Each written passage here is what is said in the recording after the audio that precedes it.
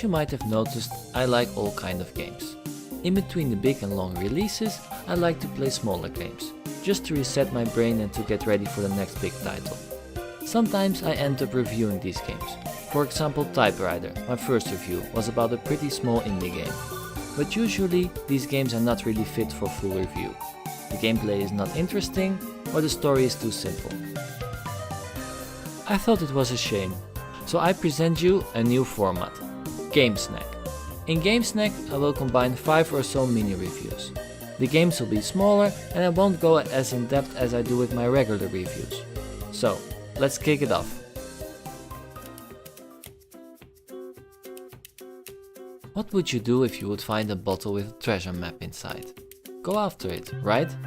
This is exactly what 3 bearded sailors do in this situation.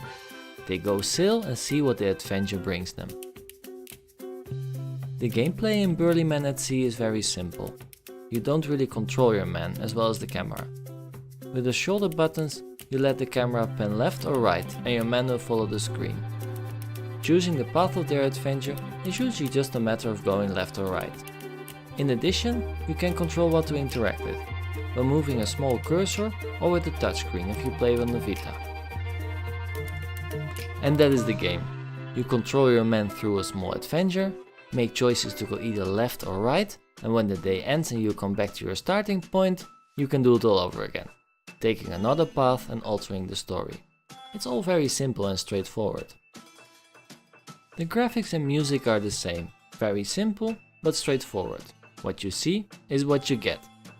I must say, in the beginning I hated Burly Men at Sea.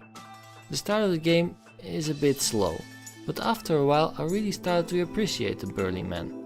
Of course, this isn't a masterpiece, but the game is good in what it tries to do, and that is telling a series of stories. Everyone who wants a nice, short, narrative game would appreciate Burly Men at Sea.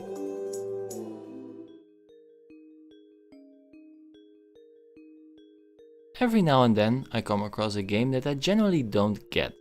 I don't understand the thoughts of the developers when making the game. One of these games was Nubla. Nubla is a game that is developed in association with the Spanish Thyssen Museum, and yes, just like with Typewriter, I immediately got the feeling that this game should have stayed in a museum. You play a boy, or a girl you can choose in the beginning, and you must help other kids that are stuck in paintings. Or something. Nothing is explained, and nothing really makes sense. You just have to experience it. Within 1 hour I was done, and if you use a guide, you can get the platinum trophy in less than 30 minutes. Yes, this game takes less than 30 minutes to complete. So, how's the gameplay? Pretty bad, clunky, slow, and not fun. The graphics?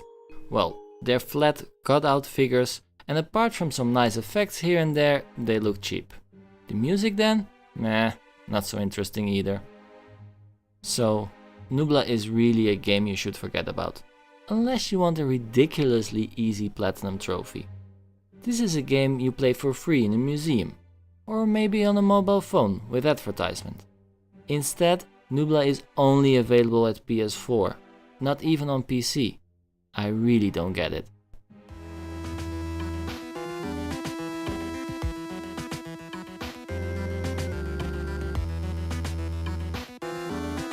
Simplicity doesn't have to be a bad thing. This is what the game Downwell maybe shows more than anything else. In Downwell, you must make your way down a, well. Why? That's not explained. You just use 3 buttons. Left, right and jump. If you press the jump button again in the air, you will shoot your gun downwards. The recoil will let you float in the air as well for a bit. On your way down, you will shoot enemies, get power-ups and gun upgrades, but if you get hit 3 times, you will have to start all over again at the top. The sounds and the graphics are really old school. The sounds are inspired from the 80s PC speaker sound effects, and the graphics are extremely pixelated and simple. So far, I only encountered 3 colors: black, white and red. I usually really don't like this, but Downwell is so extremely addictive that I really didn't mind the simplicity. Every so often I just played it for an hour or so. Another thing you must keep in mind is that Downwell is really difficult. I usually finish my games before I have an opinion, but with Downwell, I didn't even come close. I keep on coming back though, so for me it is the perfect game snack.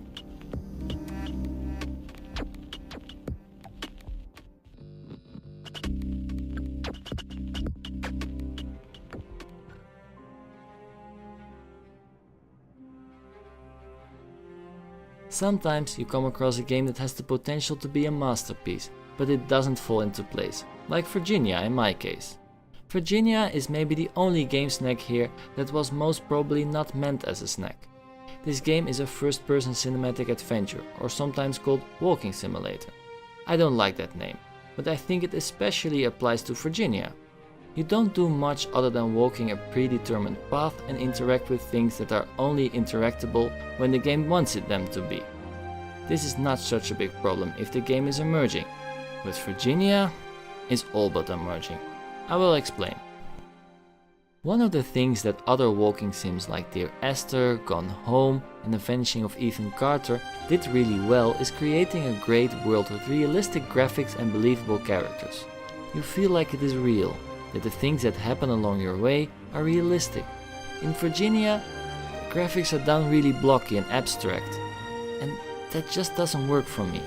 The environments aren't so bad, but the characters are just ugly.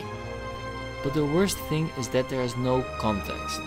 The developers decided to tell the story by non-verbal means, so the characters' expression and the music are the only clues you get. There are no voices and there's no text to explain anything. This is a huge mistake, since even I did 2 playthroughs, I still didn't get most of the story. Maybe this way of communicating works when you have a simple story, or when the story doesn't matter so much.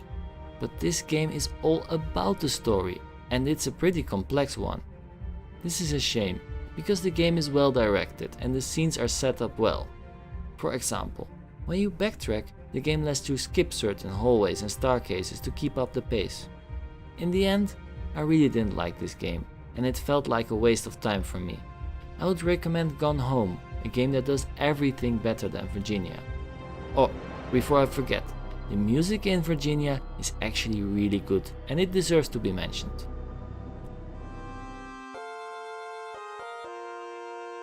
Goats are strange animals. They really like to climb. This is an ability that should be utilized in games more often. In Escape Goat, you are a goat that must escape a number of puzzle rooms together with your pet rat. These rooms are set up as single-screen puzzle levels where you must find keys to get to an exit. Your goat can do a double jump and a dash move, while your rat can walk onto walls and ceilings, but later on you get all kind of power-ups. It starts easy, but fast enough, the difficulty ramps up. The music is really good though. Sometimes I had to do a level several times to figure out the solution. These situations have the tendency to get monotonous, but trying was fun, and in no time I was humming along with the melodies. The graphics are good, but not very special. The style of the game is cartoony, but not childish, with some nice effects here and there. This doesn't sound very interesting, but the execution is done really well. Your goat controls tight, and all the timings feel natural. You always feel in control. This, in combination with genuinely good puzzles that are usually not too difficult but later on surely not too easy either, makes this game just really solid. I can recommend the Escape Goat 2 to everyone who enjoy classic puzzle games in the vein of, for example, The Lost Vikings, or everyone who wants to try this style of games. So, that's it. 5 snack games, or game snacks. As you saw, I left the one I liked the most for last. I didn't finish it yet, but it's a perfect game for a few levels at the time. So now it's your turn. Did you like this format? Do you have more recommendations for games I can snack? Let me know in the comments. Share and spread the word. See you next week. Bye bye.